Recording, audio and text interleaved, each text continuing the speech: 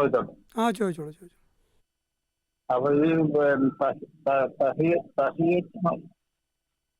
തഹിയ്യത്ത് നമസ്കാരം, അപ്പൊ സുന്നത്ത് നമസ്കരിക്കാൻ നമുക്ക് നമസ്കാരത്തിന് മുമ്പ് തഹിയ്യത്ത് നമസ്കരിക്കണം. ചോദ്യം വ്യക്തമാണ്. അവിടെ ചോദ്യം റവാത്തിബ് നമസ്കാരത്തിന് മുമ്പ് തഹിയ്യത്ത് നമസ്കരിക്കേണ്ടതുണ്ടോ എന്നാണ്. ഇപ്പോൾ തഹിയ്യത്ത് നമസ്കാരം റവാത്തിബ് നമസ്കാരം തമ്മിൽ വ്യത്യാസം. തഹിയ്യത്ത് പള്ളിയിലേക്ക് കയറി വരുമ്പോൾ ഉള്ള ഒരു തുടക്കത്തിലുള്ള അഭിവാദ്യം ഉള്ള നമസ്കാരമാണ് തഹിയ്യത്ത് നമസ്കാരം. നബി സല്ലല്ലാഹു അലൈഹി വസല്ലം പറഞ്ഞു, നിങ്ങൾ പള്ളിയിലേക്ക് കയറിക്കഴിഞ്ഞാൽ 2 റക്അത്ത് നമസ്കരിക്കാതെ ഇരിക്കാൻ പാടില്ല എന്നത്. എന്നാൽ റവാത്തിബ് നമസ്കാരം എന്ന് പറഞ്ഞാൽ ഫർള് നമസ്കാരങ്ങൾക്ക് തൊട്ട് മുമ്പും തൊട്ട് ശേഷവുമുള്ള നമസ്കാരങ്ങൾക്കാണ് റവാത്തിബ് നമസ്കാരം എന്ന് പറയുക.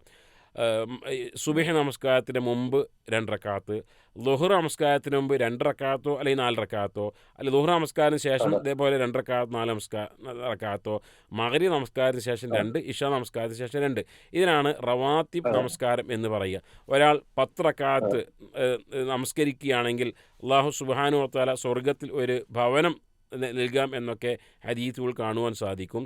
ഇവിടെ പള്ളിയിലേക്ക് കയറുന്ന ഒരാളെ സംബന്ധിച്ചിടത്തോളം ആദ്യം 2 റക്അത്ത് തഹിയ്യത്ത് നമസ്കരിച്ചതിന് ശേഷമാണോ റവാത്തിബ് നമസ്കരിക്കേണ്ടത് എന്നാണ് ചോദ്യം. ഷെയ്ഖ് മുഹമ്മദ് ബിൻ സ്വാലിഹ് അൽ ഉസൈമീൻ റഹ്മത്തുള്ളാഹി അലൈഹി അദ്ദേഹം പറഞ്ഞു, ചില നമസ്കാരങ്ങൾ മറ്റു ചില നമസ്കാരങ്ങളിലേക്ക് കൂടിച്ചേരുന്നതാണ്. എന്ന് പറഞ്ഞാൽ ഉളു എടുക്കുന്ന ഒരാളെ സംബന്ധിച്ചിടത്തോളം ഉളുവിന് ശേഷം ഉള്ള 2 റക്അത്ത് നമസ്കാരമുണ്ട്. അതേപോലെ പള്ളിയിലേക്ക് പ്രവേശിച്ച തഹിയ്യത്ത് നമസ്കാരമുണ്ട്. അതേപോലെ റവാത്തിബ് നമസ്കാരം 2 റക്അത്തുമുണ്ട്.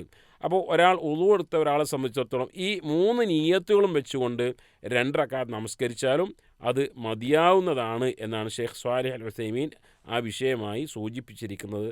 അല്ലാഹു തആല ആലം.